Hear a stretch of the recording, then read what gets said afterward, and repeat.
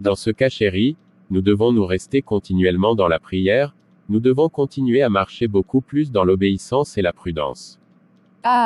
Oui chérie, c'est vraiment évident. Nous devons également remercier Dieu pour sa faveur de ce qu'il nous a fait part de toutes ces choses. Salutations à tous les belliqueux du groupe MAI. Aujourd'hui c'est pour moi un grand plaisir de pouvoir vous rencontrer. Alors aujourd'hui l'objet de cette séance est donc, je viens à peine de rencontrer le roi Billy au palais, il m'a donné une mission. Cette mission est celle d'interdire et d'empêcher à qui que ce soit de parler au nom de Jésus dans le royaume. Comme nous avons déjà reçu cette mission dans le surnaturel, maintenant c'est pour nous une grande opportunité pouvant nous permettre d'entrer en exécution radicale de cette mission. Bien, commandant, je t'ai entendu et je t'ai compris.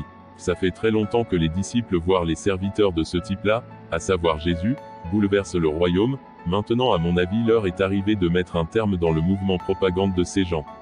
Moi je ne veux plus entendre, pas même un bruissement de pas de ces individus dans le royaume. Ah, oui Darius, et ceci, cette décision est formelle et radicale. De ce fait, dès aujourd'hui l'exécution de la mission commence. Maintenant vous pouvez partir et errer dans les rues, quelle que soit la personne que vous rencontrez en train de propager cette foutaise doctrine, fracassez-la, brutalement. Répentez-vous, car le royaume des cieux est proche. Laissez vos péchés, vos actes criminels, venez à Jésus. Qui est ce type-là, pour qu'elle vienne me prêcher? On dirait qu'elle ne sait pas qui je suis. Je vais le faire savoir qui je suis réellement. Qui es-tu? Tu n'avais pas entendu qu'on avait interdit de prêcher au nom de Jésus dans le royaume, toi? Qui vous est pour venir m'empêcher de parler ou de prêcher au nom de mon Seigneur? Je vais te faire voir qui je suis. Oh, pourquoi est-ce que tu agis de telle sorte? Tu n'as aucun droit de prêcher ou d'invoquer le nom d'un autre Dieu dans le royaume. Prochaine fois si je te vois en train de prêcher au nom de ce type dans les rues, je te ferai exécuter, et va dire à tes acolytes qu'est-ce qui t'arrive. Oh mon Dieu, je sais que ta parole a déclaré ceci. On vous persécutera. On va vous faire subir toutes sortes d'injustices. Et tu dis depuis le temps de Jean-Baptiste le royaume des cieux est forcé. Et ce sont les violents qui s'en emparent. Tu déclares encore en Matthieu chapitre 10 le verset 28. Ne craignez point ceux qui tuent le corps et qui ne peuvent pas tuer l'âme. Craignez plutôt celui qui peut faire périr l'âme et le corps. J'ai la foi et l'assurance sur ces paroles comme était le cas pour tes disciples à l'église primitive. Donne-moi beaucoup plus de force et d'assurance de braver toutes les difficultés qui vont apparaître sur mon chemin dans les jours à venir, je t'en prie Père. Sois fidèle, ma fille, obéissant, et je rendrai ton travail puissant. Merci mon Dieu de ce que tu m'as fortifié. Je te prie pour frère Jacques, pour sa femme Sterloud, et pour sa fille Sladina. Je te prie également pour pasteur David et pour toute sa famille. Chérie, tout à l'heure le patron m'a téléphoné. Lorsque j'ai décroché, je pensais qu'il allait me dire quand est-ce qu'il fera le paiement, mais c'était bien le contraire de ce que j'imagine. Mais qu'est-ce qui s'était passé, papy? Il m'a dit que j'ai été viré, c'est-à-dire il m'a licencié. Cela revient à dire que j'ai perdu mon emploi chéri. Et il m'a dit qu'il ne me remboursera pas mon salaire. Lorsque j'allais lui demander pourquoi, il s'est raccroché au bout de mon nez. Est-ce vrai, papy? Eh bien, il n'y a pas de quoi s'inquiéter, parce que le Seigneur nous a déjà prédit toutes ces choses, et ça, ce n'est rien de tout ce qui va arriver dans l'avenir. Oui chérie, je sais, et ceci d'après moi nos souffrances seront comparées à celles de l'église de Smyrne, car il nous a consolés comme il le faisait pour l'église de Smyrne.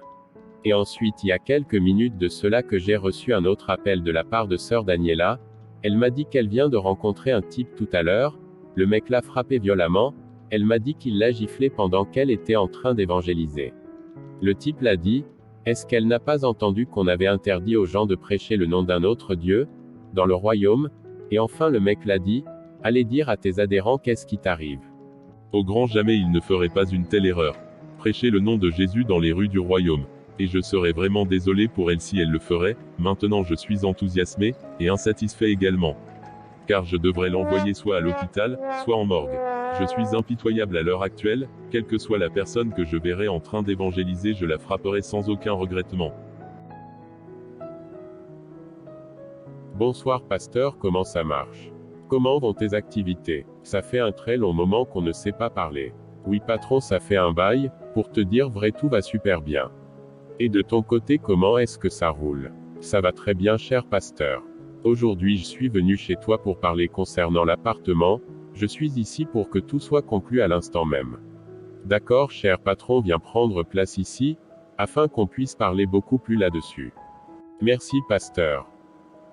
Il n'y a pas de quoi, patron. Bien, pasteur, je constate qu'il y a un grand chômage suspendant sur la ville, je viens ici juste pour conclure le marché.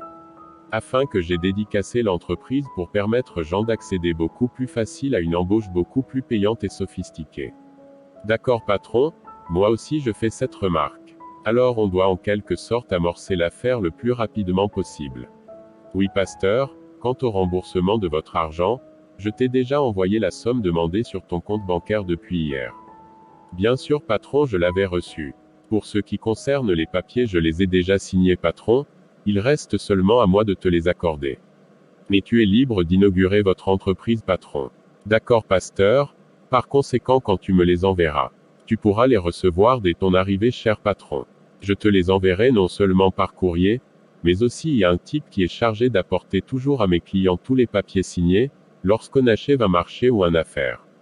D'accord, pasteur, merci de bien vouloir me vendre l'appartement. On se verra à bientôt. D'accord, cher patron, merci également de m'avoir confié votre argent. Maintenant, je vais planifier avec Esther pour savoir quand est-ce qu'on doit inaugurer l'entreprise. Pour commencer à exercer la grande mission de l'Église, je vais d'abord commencer par évangéliser dans les rues de la ville, et ensuite je vais partout dans le royaume. Car la parole de Dieu déclare en Matthieu chapitre 28 les versets 19 et 20, « Allez, faites de toutes les nations des disciples, les baptisant au nom du Père, du Fils et du Saint-Esprit. Et enseignez-leur à observer tout ce que je vous ai prescrit. » C'est la raison pour laquelle que je vais prêcher dans les rues. De ce fait, quelqu'un qui se dit chrétien et qui n'a aucun poussé d'évangéliser ce quelqu'un-là, est loin d'être un chrétien authentique, ou missionnaire.